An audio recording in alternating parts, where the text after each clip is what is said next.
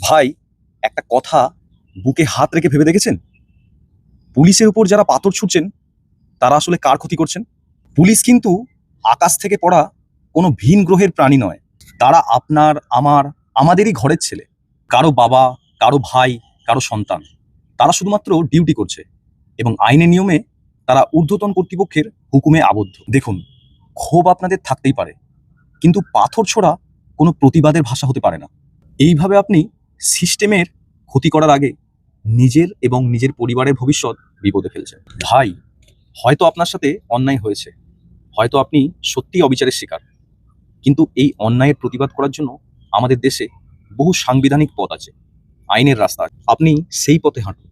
আবেগ আর রাগের মাথায় পাথর ছুড়লে পুলিশ আপনাকে অবৈধ জনতা বা আনলফুল অ্যাসেম্বলি ঘোষণা করে গ্রেপ্তার করতে পারে এবং এর কারণে দাঙ্গা বাঁধানোর দায়ে আপনার 2 বছর জেল হতে পারে, সাথে বিশাল অঙ্কের জরিমানা। একটা ভুলের জন্য আপনার সারা জীবনটা নষ্ট হয়ে যেতে পারে।